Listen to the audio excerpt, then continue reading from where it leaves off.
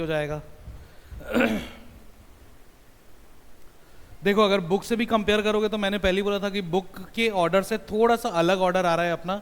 आपकी बुक में क्या है, सारा कुछ शफल्ड है, ठीक। लेकिन हम लोगों ने अपना ऑर्डर कैसे डिसाइड किया है बेटा? हम लोगों ने डिसाइड किया, सबसे पहले हम लोग शुरू किए एटॉमिक मॉडल्स।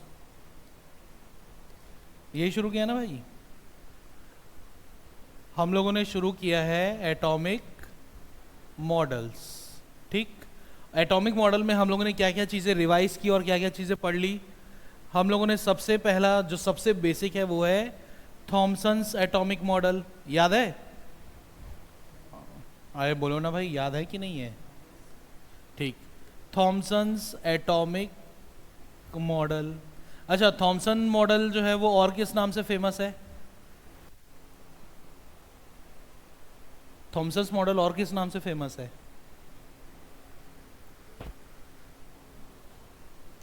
बेटा?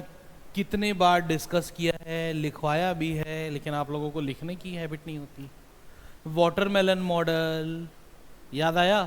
Plum pudding model, Christmas pudding model, या ये सब क्या है? ये पूरा का पूरा इसी के जैसा ही है, ठीक। मतलब ये थॉमसन्स मॉडल के अकॉर्डिंग, ठीक। अब जैसे क्रिसमस पुडिंग में जो बेक्ड पार्ट है वो क्या रहेगा? Positively charge sphere. और उसमें जो टूटी फ्रूटी, टूटी फ्रूटी को क्या बोलते हैं अपन? वो कतरी, ठीक। वो जैसे करके बिखरा हुआ सा रहता है, स्कैटर्ड एंड एम्बेडेड, वैसा ही इलेक्ट्रॉन रहेगा। डन, ठीक। उसके बाद थॉमसन्स मॉडल के बाद में फिर अगली चीज क्या आई? पक्का रदरफोर्ड। अच्छा, रदरफोर्ड को और किस नाम से जानते हैं? ये जो रदरफोर्ड का मॉडल था या रदरफोर्ड का एक्सपेरिमेंट है, ये और किस नाम से आ सकता है? Gold foil experiment. यही किया ना उसने, ठीक। इसने क्या क्या बताया?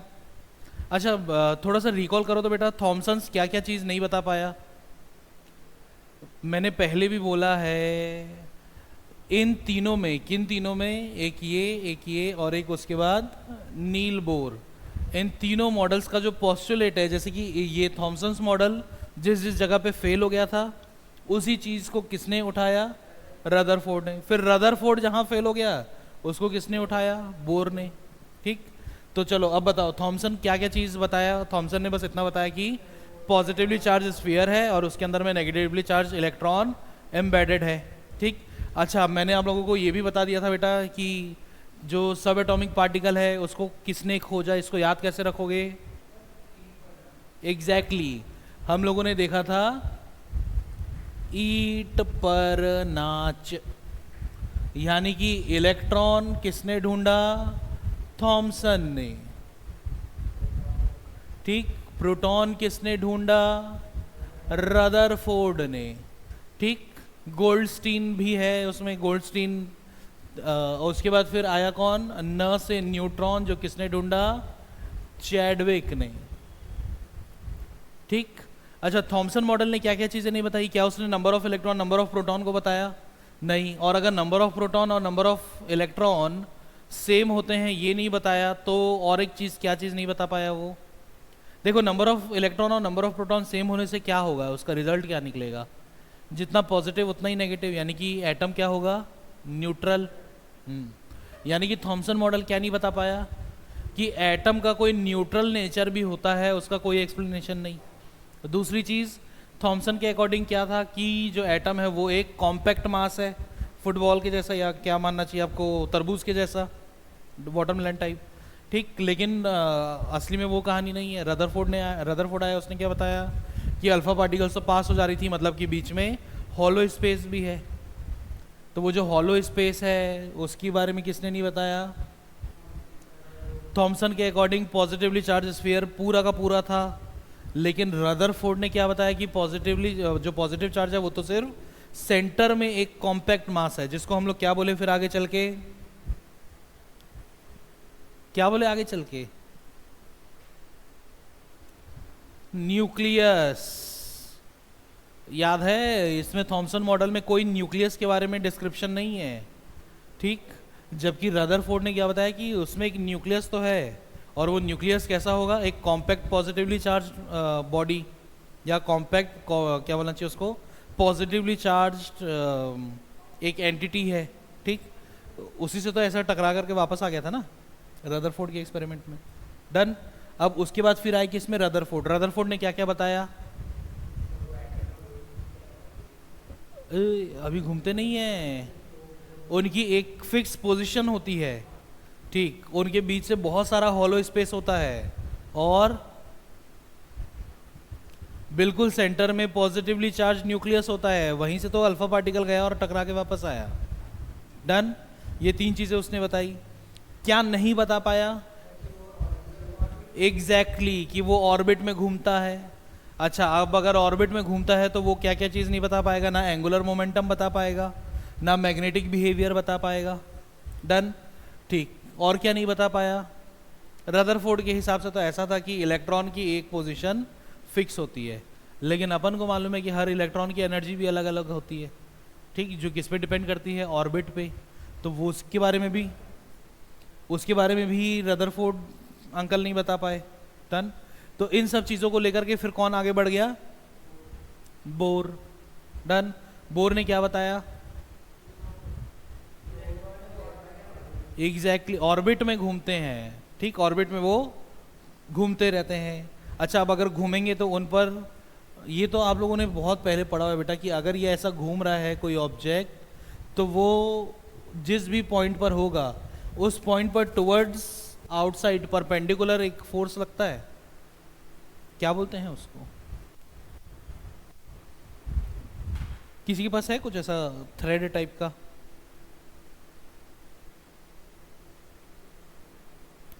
नहीं तो फिर ऐसा बैग को ही घुमा के फेंकना पड़ेगा मेरे को। कुछ नहीं है, रस्सी वगैरह, रबड़ बैंड। तो तुम लोग चाह रहे हो कि मैं चाबी फेंकूं, ठीक, ओहो, मैं सोचा तुम ऐसे खोल के दे दी, इतना डेडिकेशन पढ़ाई के लिए। ठीक, अब कहानी क्या है, जैसे कि ये ऐसे घूम रहा है घूम रहा है घूम रहा है, ये जिस पॉइंट पर अपने एक्सिस से छूटेगा और जहाँ इसकी पोजीशन होगी वहाँ से परपेंडिकुलर क्या होता है, बाहर की तरफ छूटता है ना, क्या बोलते हैं उस फोर्स को, जो इस ऑब्जेक्ट पे टुवर्ड्स आउटसाइड लग रहा है बाहर की तरफ। अरे मैं नहीं फेंका है उसको,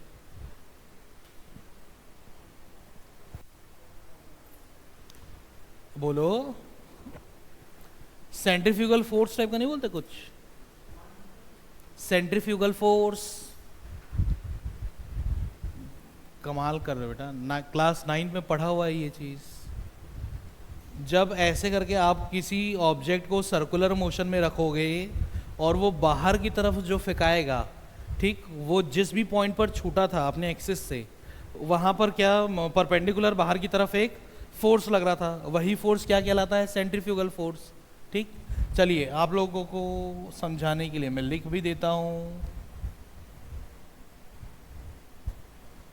डन। अच्छा, और मान लो अगर वो घूमते घूमते घूमते घूमते, हो सकता है ना कि अचानक से आप अगर रोक दोगे तो क्या होगा, वो अंदर की तरफ आकर के गिरेगा, होगा ना यही चीज़, पक्का। अगर उसको ऐसे घुमाते घुमाते अचानक से रोक दूँ तो वो क्या होगा, सेंटर की तरफ आकर के गिरेगा, क्या बोलना चाहिए उसको हिंदी में, लपकेगा अंदर की तरफ। ठीक, तो उस फोर्स को क्या बोलते हैं, जिसके कारण कोई सर्कुलर मोशन वाला ऑब्जेक्ट सेंटर की तरफ आता है, एग्जैक्टली वो कहलाता है सेंट्रीपिटल फोर्स। डन। अच्छा, अब ये जो सेंट्रीफ्यूगल फोर्स है वही लेकर के आता है किसी भी एटम में या उस ऑब्जेक्ट में जो सर्कुलर मोशन में है एक प्रॉपर्टी जिसका नाम है एंगुलर मोमेंटम। ठीक, ऐसे नॉर्मली लीनियर मोमेंटम क्या चीज है,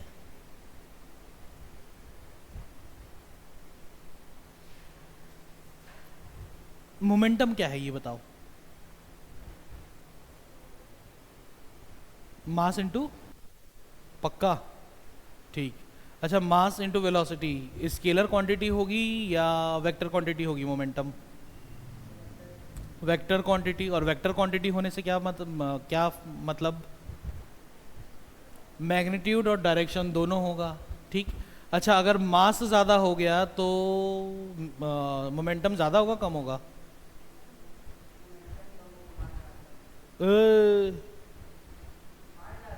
हाँ, गजब हो भाई तुम लोग। P is equals to M into V. बेटा अगर आप मास बढ़ाओगे तो ये तो बढ़ेगा ही ना, अगर वेलोसिटी को कांस्टेंट कर दोगे तो। मतलब कि 10 किलोमीटर पर आवर की स्पीड से साइकिल भी आके तुमको ठोके, और एक कार भी आके ठोके, और एक बस भी आके ठोके, किस में ज़्यादा डैमेज होगा?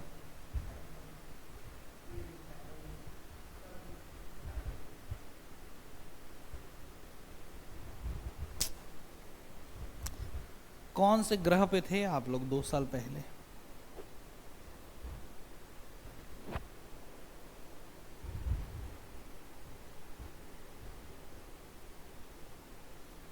बेटा थोड़ा बताओगे तो फिर क्लास आगे खिसकेगी। क्यों? एग्जैक्टली exactly, बस इतना ही है इसके पीछे साइंस। ठीक, क्योंकि बस का मास ज़्यादा है तो वो जिस मोमेंटम या मतलब जिस इम्पैक्ट से आके टकराएगा आपसे वो ज़्यादा होगा। जबकि साइकिल की कंडीशन में एम की वैल्यू क्या है? कम है। यानी कि वो भले 10 किलोमीटर पर आवर की स्पीड से आकर के टकराए, लेकिन जो लगने वाला इम्पैक्ट है वो बहुत कम होगा। ठीक, कार आकर के ठोकेगी तो और ज़्यादा, और बस आकर के ठोकेगी तो फिर मर ही जाओगे, ऐसी वाली कंडीशन है कि नहीं? तो ये मोमेंटम है, और जब यही मोमेंटम सर्कुलर मोशन में आता है तो वो कहलाता है एंगुलर मोमेंटम। सीधी सी चीज़। डन। चलिए अब ये बताइए कि रदरफोर्ड ने क्या नहीं बताया कि वो घूमता है ऑर्बिट में। तो जब वो नहीं बताया तो रदरफोर्ड ये भी नहीं बता पाया होगा कि इलेक्ट्रॉन्स में एंगुलर मोमेंटम होता है। ठीक, और जैसे जैसे आप ऑर्बिट बढ़ाओगे एंगुलर मोमेंटम की वैल्यू भी बढ़ेगी। क्यों बढ़ेगी?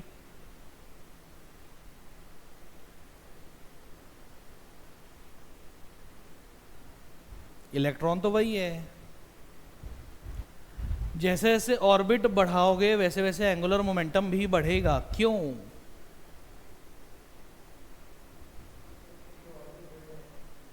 तो उससे आंसर सही है, लेकिन उससे क्या? Exactly exactly. ठीक, और उस कंडीशन में आप एक फॉर्मूला देते हैं, M V R is equals to N H upon. पक्का? नहीं पक्का? लग नहीं रहा है तुम लोगों का कॉन्फिडेंस देख के, और इसलिए ये भी नहीं बता पा रहे हो कि इसमें कुछ सही है कि गलत है।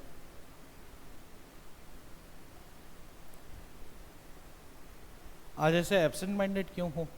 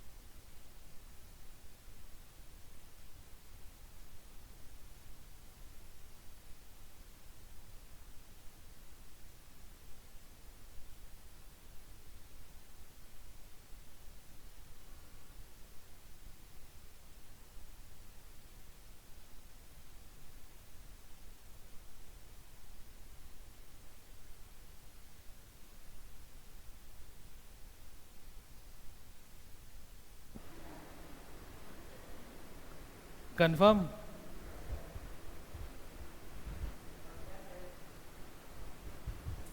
ठीक है, मान लेते हैं कि आप लोग सच बोल रहे हैं।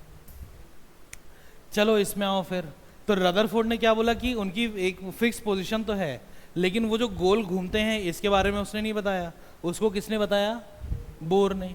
ठीक, अच्छा अगर वो ये बता रहा है कि वो इलेक्ट्रॉन घूम रहा है, तो बोर और क्या क्या बता के चला गया कि उसका एक एंगुलर मोमेंटम भी होगा। अच्छा, एंगुलर मोमेंटम है यानी कि एक स्पीड से वो घूम तो रहा है, और आपको ये भी मालूम है, इसमें दिख ही रहा है कि जैसे जैसे आप रेडियस बढ़ाओगे एंगुलर मोमेंटम का रिजल्ट भी बढ़ेगा। डन? पक्का? अच्छा, अगर रेडियस बढ़ने से एंगुलर मोमेंटम बढ़ रहा है, यानी कि फर्स्ट ऑर्बिट के इलेक्ट्रॉन की स्पीड या इम्पैक्ट थर्ड या फोर्थ वाले की स्पीड और इम्पैक्ट से काफ़ी कम होना चाहिए। क्यों? क्योंकि उसके लिए आर की वैल्यू कम है ना। डन? ठीक, यानी कि रदरफोर्ड ने जब यही नहीं बताया कि इलेक्ट्रॉन घूमता भी है, जो किसने बताया? बोर ने, तो रदरफोर्ड और क्या नहीं बता पाया कि हर ऑर्बिट की एक फिक्स्ड एनर्जी भी होती है। डन? अच्छा, और जो फिक्स्ड एनर्जी है वो कौन बता कर गया? बोर। इसके लिए बुक में आप लोगों के एक फॉर्मूला होगा -13.6, ऐसा है कुछ, एन स्क्वायर इलेक्ट्रॉन वोल्ट, ऐसा वाला है। कोई बात नहीं, अगर अभी नहीं दिख रहा होगा तो कोई दिक्कत की बात नहीं, हम लोग पहले रिकॉल तो कर लेते हैं। डन बेटा? एटॉमिक कॉन्सेप्ट में कहीं कोई दिक्कत है? पक्का? कंफर्म?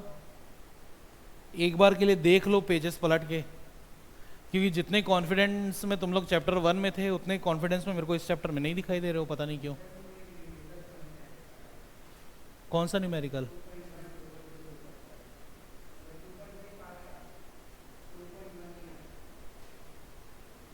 अच्छा, इसके बैक एक्सरसाइज का? ठीक है, एक बार देख लो फिर, पहुंचो उसमें।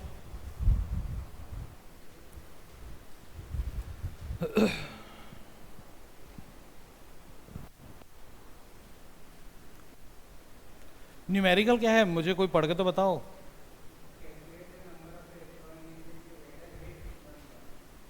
इतना आसान सा क्वेश्चन?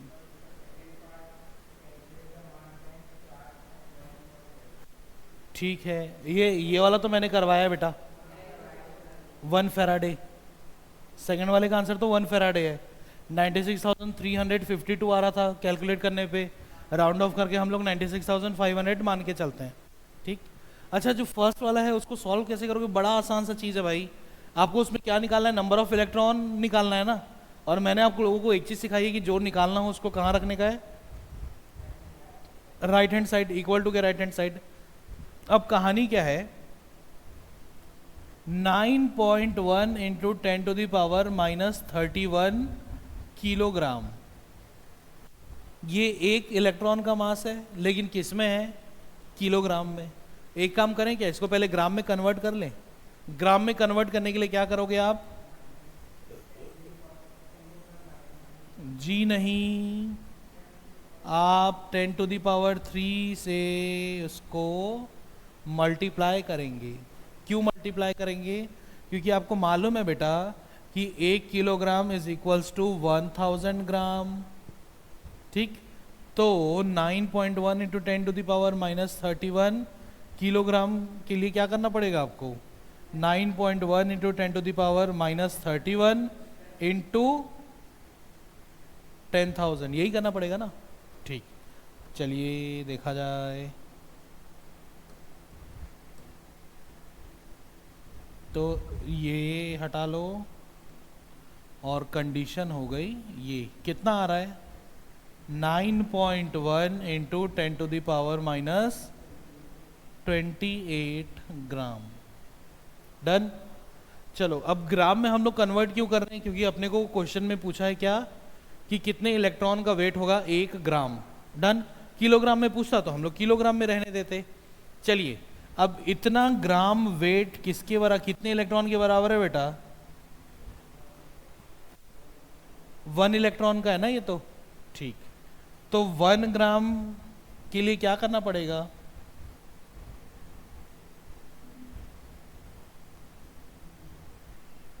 बस इतना ही करना है।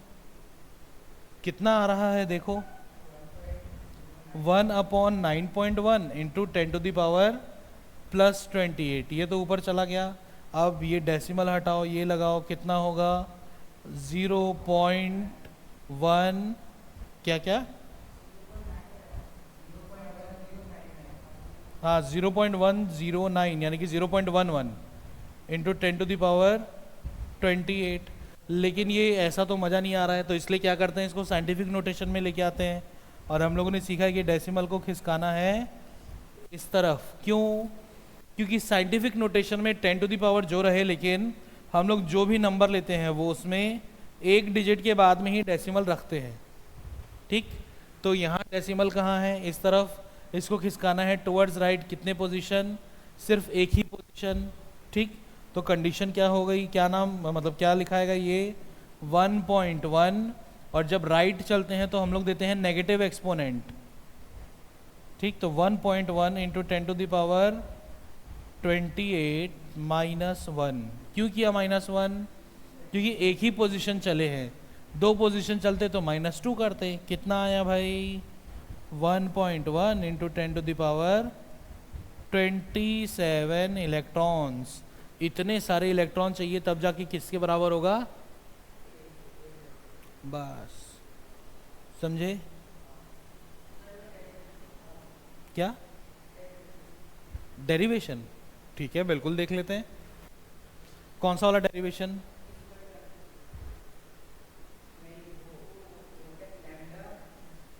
अच्छा, डी ब्रोगली, डी ब्रोगली। ठीक है, इसको लिख लो पहले।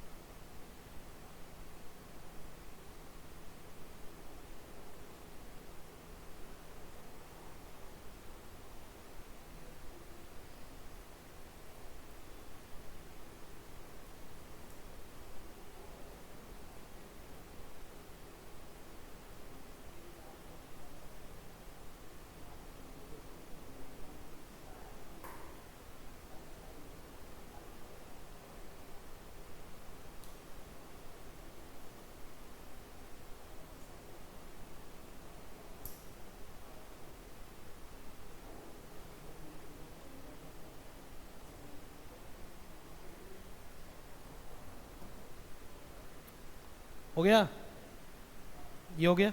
चलो,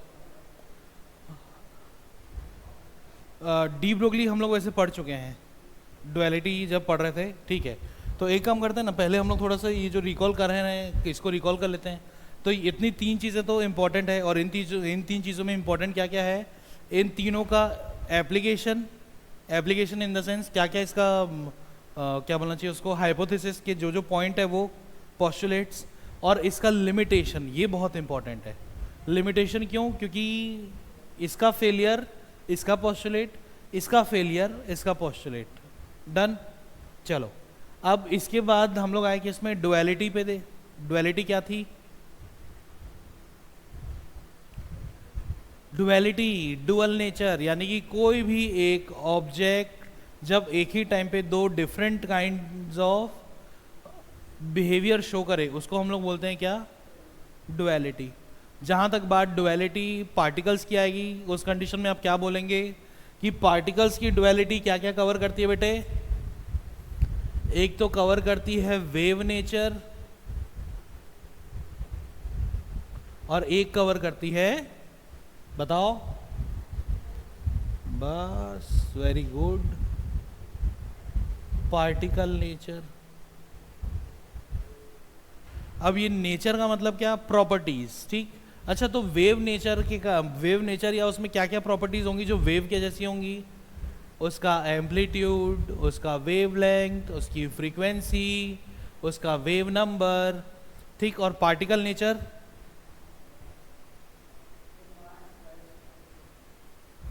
हाँ मतलब जो जो प्रॉपर्टीज पार्टिकल में होती हैं वो सब, जैसे कि मास, वेलोसिटी, मोमेंटम। ठीक, और ये अगर इसमें ऐसा नहीं जानते हो तो अब क्योंकि वो कॉम्पैक्ट है तो उसका कुछ ना कुछ रिफ्रैक्टिव इंडेक्स भी होना चाहिए, एटसेट्रा एटसेट्रा एटसेट्रा। ठीक, अब इस डुअलिटी को फेवर करने वाले जितने भी प्रिंसिपल हैं उनको देखना है अपने को, जिसमें सबसे पहला जो आप लोगों ने देखा हुआ है बेटा वो है डी ब्रोगली।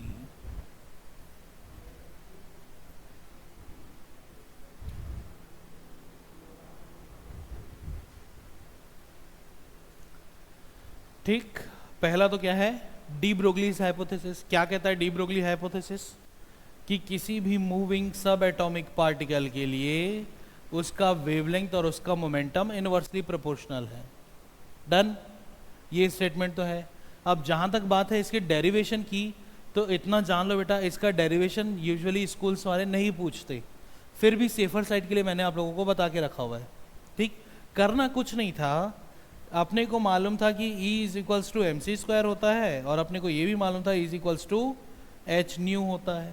डन, बस करना ये है कि इन दोनों को इक्वेट कर दो, क्या हो जाएगी कहानी, H nu is equals to M into C square H C by lambda. अब ये तो आपने पहले पढ़ा हुआ है क्लास 9th में, एम इंटू सी, ये लीजिए एक एक ये काट दीजिए, क्या बन गया अब इसके बाद, H upon lambda is equals to M into C, side transfer कर दो। अब यहाँ मैंने एक कंडीशन लिखवाई है आप लोगों को, क्या कि प्रैक्टिकली स्पीड ऑफ लाइट से ट्रैवल करना किसी के बस की बात नहीं है। ठीक, हाँ ये बात और है कि अभी तक के हम लोगों ने मतलब ऐसा नॉर्मल अगर देखोगे तो कौन सी स्पीड हाईएस्ट अचीव कर ली है, देखो स्पीड ऑफ लाइट कितनी है, 3 इंटू 10⁸ मीटर्स पर सेकेंड। किलोमीटर में चेंज करोगे तो कितना आएगा वो, 3 लाख किलोमीटर पर सेकेंड, मतलब उसको सेकेंड ही रहने दो, उतनी स्पीड अटेंड करना पॉसिबल नहीं है। अभी तक ह्यूमंस ने सबसे हाईएस्ट स्पीड मतलब, अरे अभी तक ह्यूमंस ने कितनी अचीव की है, ऑब्वियसली लाइट की स्पीड जितनी तो वो नहीं किए। ठीक, फिर जैसे वो जितने भी सुपरसोनिक मिसाइल्स वगैरह हैं जो साउंड के रेडिएशन मतलब साउंड के स्पीड से भी ज़्यादा तेज़ चलते हैं, मतलब साउंड पहुँचे इससे पहले बम पहुँच के फट चुका होगा। ठीक, तो वो सब किस रेंज में चलते हैं वो, मतलब ऐसा 2000 3000 मतलब 5000 किलोमीटर पर आवर तक कभी स्पीड इंसान मतलब जो ह्यूमंस है वो अचीव कर चुके हैं, लेकिन 3 लाख किलोमीटर पर सेकेंड पॉसिबल ही नहीं है। डन, तो इसलिए हम लोगों ने क्या किया था, ये जो स्पीड ऑफ लाइट c है इसको हम लोगों ने रिप्लेस किया था नॉर्मल वेलोसिटी v से।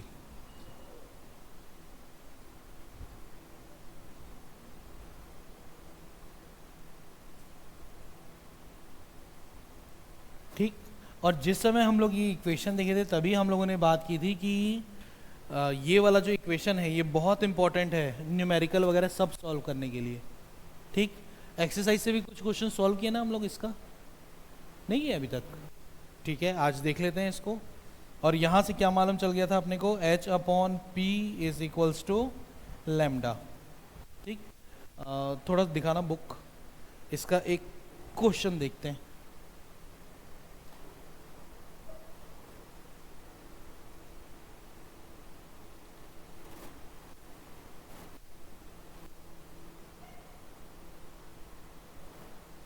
क्वेश्चन नंबर 2.20,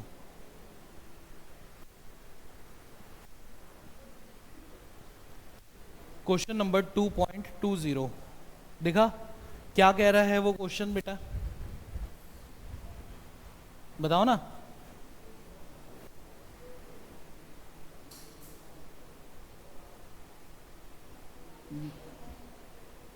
इलेक्ट्रॉन का, घर में भी ऐसी बात करते हो?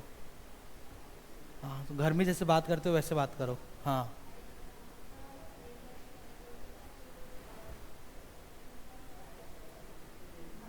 ठीक है, इलेक्ट्रॉन का वेवलेंथ कैलकुलेट करना है जो किस स्पीड से ट्रेवल कर रहा है,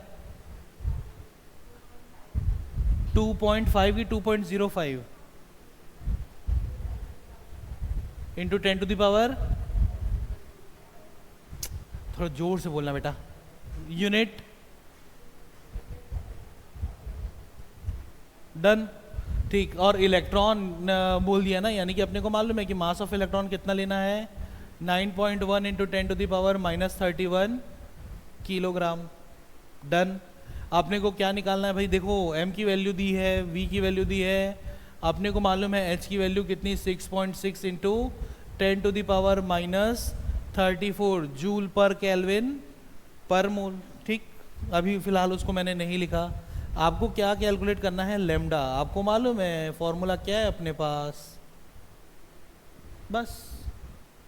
ठीक, यहाँ पर इन तीनों वैल्यूज को रखिए, लेमडा पता लगाइए। आया समझ में? चलो एक और क्वेश्चन उसके ऊपर या नीचे वाला कोई होगा, देखो तो एक और क्वेश्चन जिसमें काइनेटिक एनर्जी टाइप का दिया हुआ है कुछ। हाँ बताइए क्या है क्वेश्चन।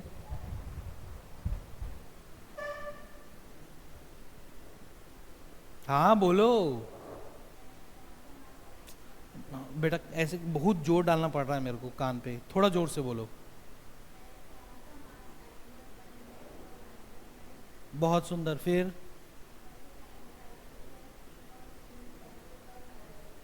ठीक है, काइनेटिक एनर्जी की वैल्यू कितनी दी हुई है बेटा? हाँ हाँ हाँ, -35, 25, क्या आगे? जूल। ठीक है, पहली कहानी तो यहीं से शुरू हो जाएगी कि kinetic energy is equals to half mv²। यहाँ पे आपको काइनेटिक एनर्जी की वैल्यू दे रखी है, आपको मास मालूम है इलेक्ट्रॉन का 9.1 इंटू 10⁻⁻31, आपको v निकालना है। ठीक, जो भी यहाँ पे वैल्यू आएगी वो किस में आएगी, उसको अंडर रूट करना पड़ेगा अपने को। यहाँ से आप निकाल लीजिए क्या, v। m की वैल्यू आपके पास है ही। ठीक, लैम्डा नहीं निकाल लोगे?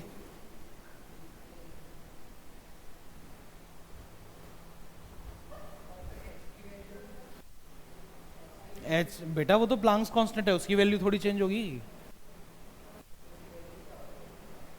लिखा तो था थोड़ी देर पहले 6.6, हम लोग राउंड फिगर में 6.6 लेके चलते हैं, मतलब नियरेस्ट क्लोजेस्ट वैल्यू। अदरवाइज उसकी एग्जैक्ट वैल्यू है 6.626 इंटू 10⁻⁻34।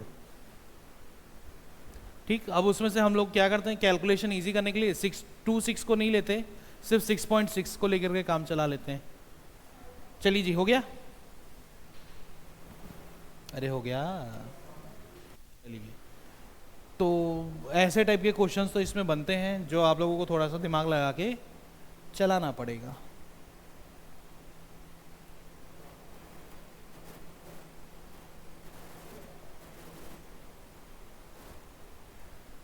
देख लो तो इसको आंसर आ कितना रहा है और v की वैल्यू कितनी निकाल रहे हो।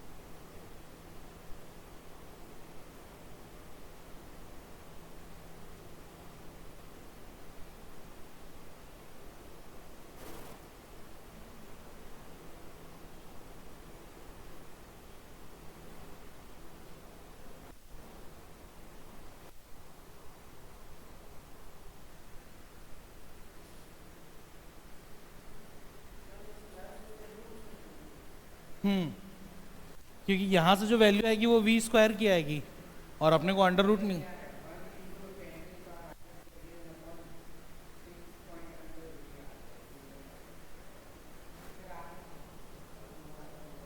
सिक्स पॉइंट जीरो सिक्स,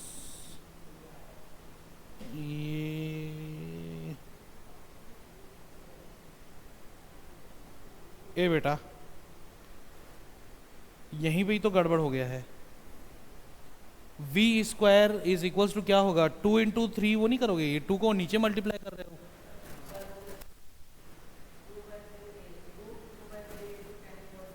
ए तो वो वैल्यू थोड़ी रखोगे भाई उसमें, एक वो लेके आओ ना, उसका सिंपलेस्ट फॉर्म लेके के आओ।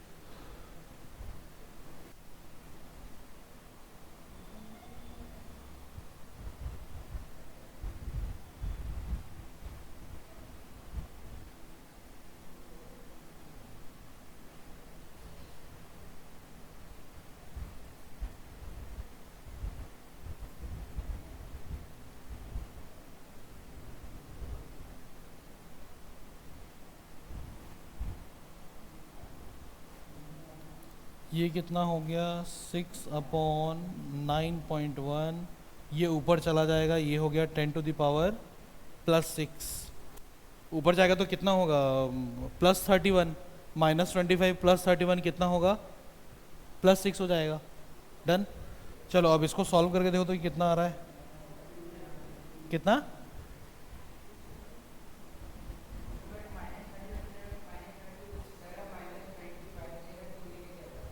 वाह, तो ये कितना हो रहा है, ये हो गया आपका 60, नियर अबाउट। अगर मान लो इसको मैं 90 लेकर के चलता तो 15 4 और 15 6, यानी कि ये हो गया कितना, 3 2 2/3 ही आ रहा है राउंड ऑफ, यानी कि हाँ, अरे तो 2/3 मतलब कि कितना, 0.6 इंटू 10⁻6। ठीक, यहाँ से आपको v की वैल्यू मिल जाएगी कितनी, √0.6 इंटू 10⁻6। अब ये कितने के बराबर हो रहा है देख लो, ये तो होगा 10⁻3, इसमें कोई दिक्कत नहीं, 0.6 का निकाल के देखिए। एक काम हम लोग और कर सकते हैं बेटा, अगर राउंड ऑफ वैल्यूज़ को 1 ही मान लो, 0.6 को राउंड ऑफ करोगे कितना आएगा, 1 आएगा, तो कहानी इसी में ही ख़त्म हो जाएगी। ठीक, बस अब इसमें वैल्यूज रख दो, ख़त्म करो कहानी, लमसम वैल्यू।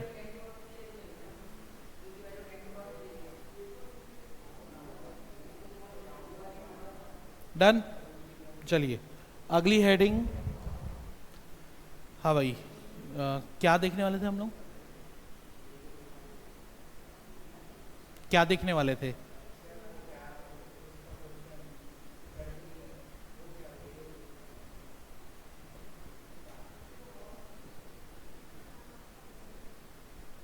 प्लांक्स कांस्टेंट तो हो गया,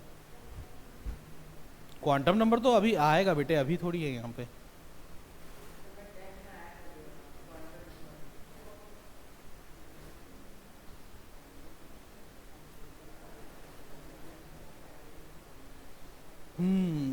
अरे हम लोग पहुंचे कहाँ तक थे वो तो देखो,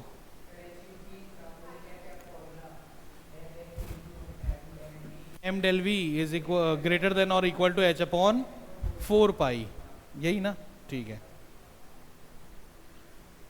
ठीक है चलो फिर HUP अब नेक्स्ट क्लास में ही करते हैं।